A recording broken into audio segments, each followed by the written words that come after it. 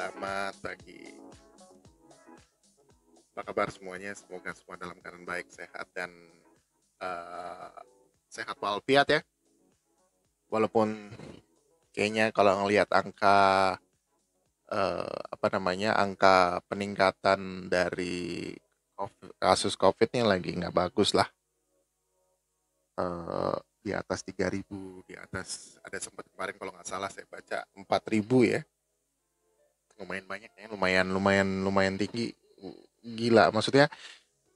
Dan ada lagi orang yang senang suka ngomong ke saya bahwa ya itu kalau misalnya data pemerintah itu 4.000 ya lo kali dua aja, berarti sebenarnya yang terjadi di Indonesia tuh segitu, karena banyak hal-hal yang simpang siur mengenai si COVID ini.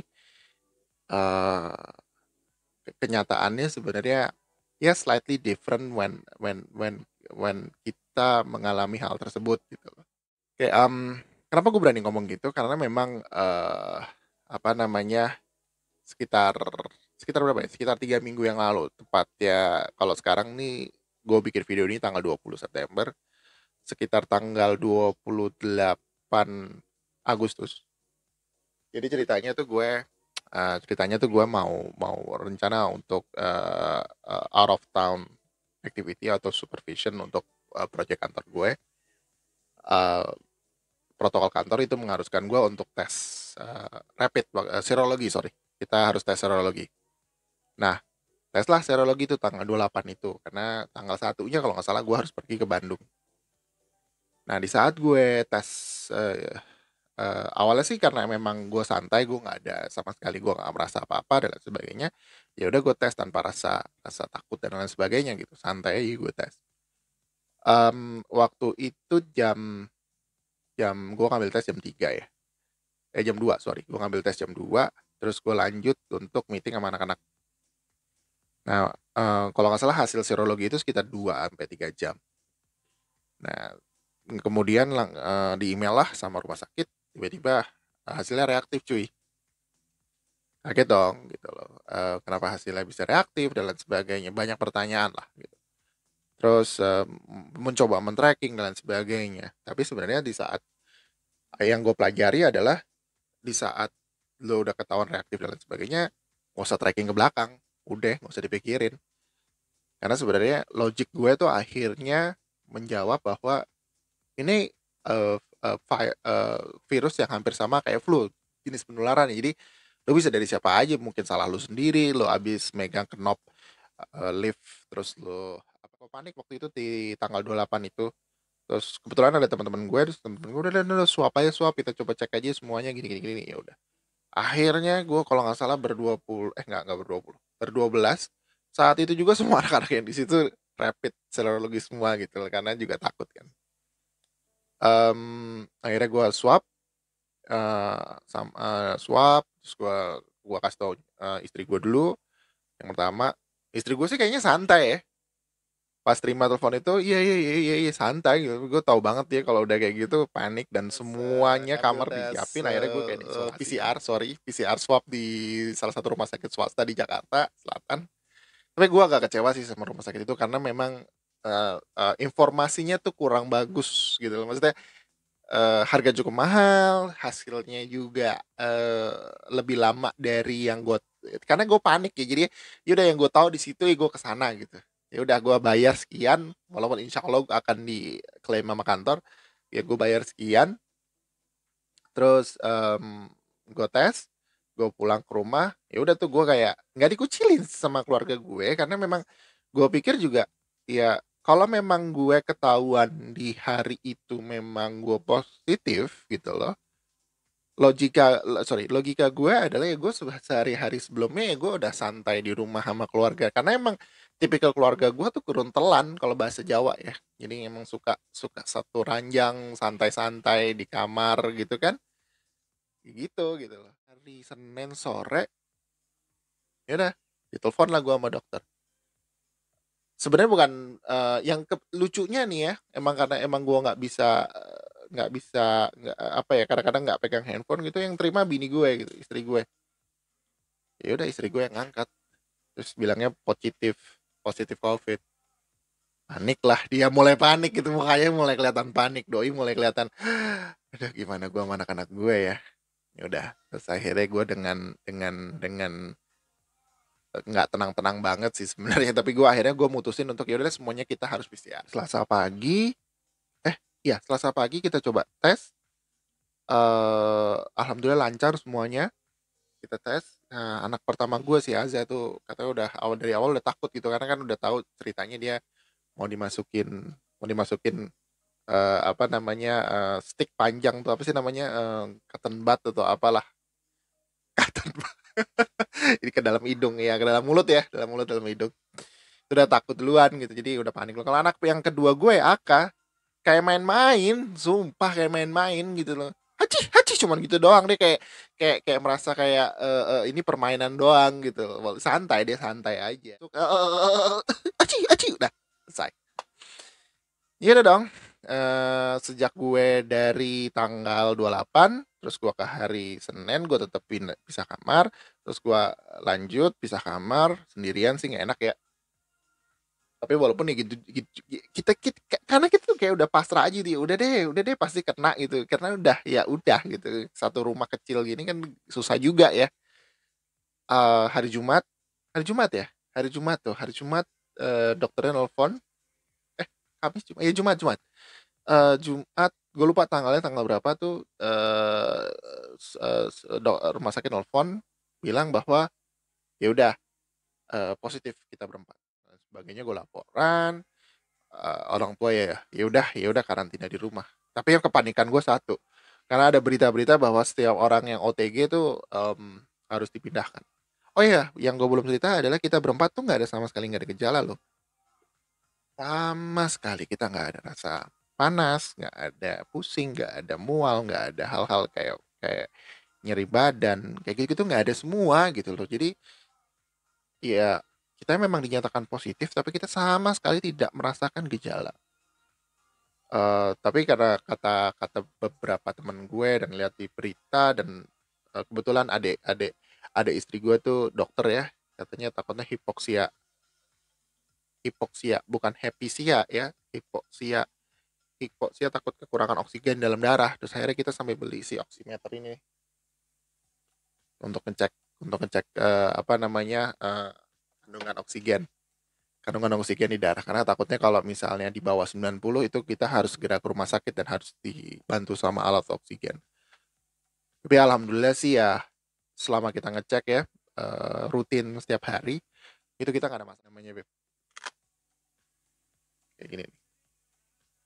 Ini dia akan nunjukin apa namanya? Gue kayak blogger nih kayak gini. Cie, anjing. Dia nunjukin akan detak jantung sama kadar oksigen ya. Coba gue suruh pakai kata bini gue. Jadi kalau kalau nih nanti kita tungguin aja kalau hasilnya di bawah 98. Oh ini alhamdulillah 9874. Jadi 98 kadar oksigen gue, detak jantung gue 67 68 per menit. Jadi alhamdulillah bagus ya. Nah, kalau di bawah 90, lo di bawah 90 itu sebaiknya langsung dicek ke rumah sakit. Karena takutnya emang kadar oksigennya turun dan itu harus segera mendapatkan bantuan oksigen. Ya, ya karena emang kita nggak merasakan apa-apa gitu, kita nggak merasa sakit apa-apa, jadi kayak seperti hari-hari biasa aja sebelum ini. Tapi yang paling ribet adalah kalau kita buang sampah, beli aqua galon sama paket, itu luar biasa.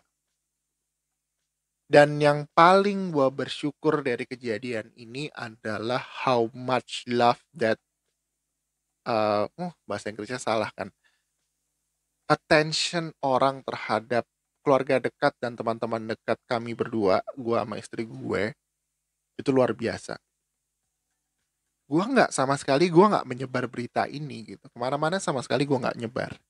Gua hanya nyebar ke teman-teman dekat gue supaya mereka aware, ke teman kantor yes kesebar karena memang protokol kantor memang harus disebar ke seluruh anak-anak kantor, menyatakan bahwa Endo positif COVID bla bla bla bla bla bla bla, siapapun yang pernah kontak sama dia bla bla bla bla bla bla. Alhamdulillah itu kiriman makanan nggak pernah berhenti cuy. Gue bersyukur banget gitu loh di perhatian teman-teman gue, keluarga gue semua tuh luar biasa banget. Nggak ada berhenti-berhentinya gue kirim makanan sampai bini gue, "Aduh, nggak usah masak ya, nggak usah masak ya." Ya udah gitu aja terus gitu loh, emang karena emang nggak berhenti ya kiriman ya, Bun, ya. Jadi itu kebetulan dia suka dapat informasi dan memang terbukti sih sebelumnya. Jadi gue bukan beriklan. Mungkin teman-teman banyak yang tahu. Propolex HDI, HDI Propolex. Propoelix kalau kata bini gue bahasanya ngomongnya Propoelix. HDI dari HDI sama madu dari HDI.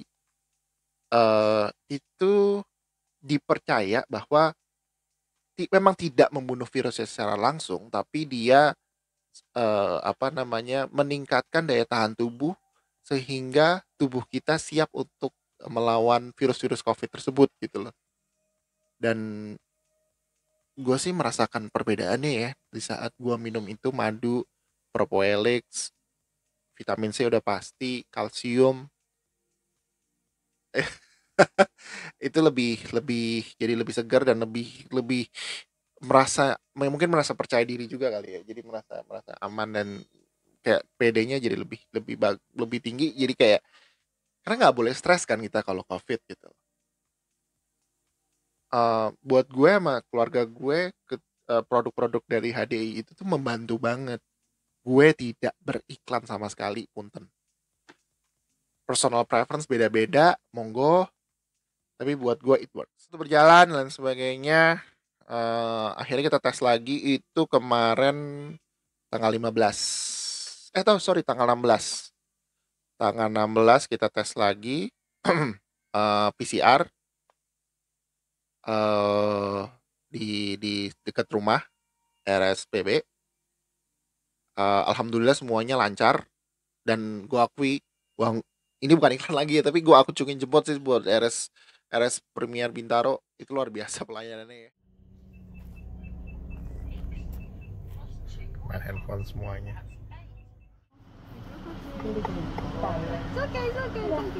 Nggak lama, pembayarannya gampang, isi datanya gampang, pas tes swabnya cepet, diatur dengan baik drive-thru-nya. Oh ya, gue drive-thru ya, swab drive-thru. Diatur dengan baik. Enak deh pokoknya, semua prosesnya enak gitu loh. Jadi gue sama keluarga gue merasa nyaman aja pas ngambil tes drive-thru PCR tersebut. Jadi rekomendasi buat gue. Setelah ngambil tes tersebut, alhamdulillah di tanggal 19 kita dinyatakan bebas COVID. Jadi buat gue sama keluarga gue adalah pengalaman yang sangat luar biasa. Gue merasa diberkati mendapatkan pengalaman ini, dan kami bersyukurnya adalah kami ketahuan ada virus COVID di badan kita. Bayangin kalau kami nggak ketahuan dan kami ketemu sama keluarga kami yang lain. Dan orang tua saya, orang tuanya istriku yang sudah berumur, masih ada anak bayi di rumah orang tua istriku. Itu mungkin dampaknya akan lebih jauh. Gue bersyukur sekali gue ketahuan bahwa COVID.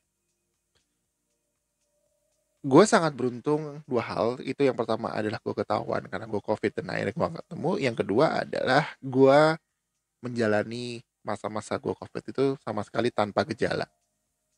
Tanpa ada kesusahan apapun. Tanpa ada derita apapun. Tapi di saat gue melihat berita, masih banyak teman-teman dan orang di Indonesia ini yang kurang beruntung di saat mendapatkan virus COVID ini. Gitu loh. Dia harus mengalami sesak nafas, terus ke rumah sakit. Buat gue, awalnya gue nggak percaya yang namanya COVID. Gue kira ini uh, cuman apa namanya konspirasi aja.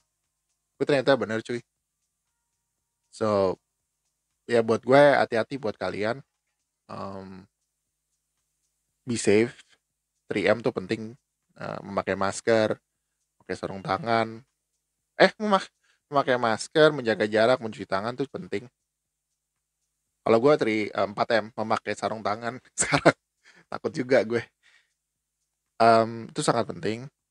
Dan buat gue adalah kita harus sabar sih ngadapin ini, karena banyak orang nggak sabar di sana, kepingin sepedaan, kepingin jalan-jalan ke mall. Karena mungkin dulu waktu setelah PSBB gue juga orang yang nggak sabaran, bosenan gue di rumah soalnya. Mungkin karena itu, gue nggak tahu lah. Gue udah nggak peduli lagi kenapa gue kena. Tapi yang penting gue sama keluarga gue sembuh dan gue diberikan pengalaman sama yang di atas eh, kena penyakit corona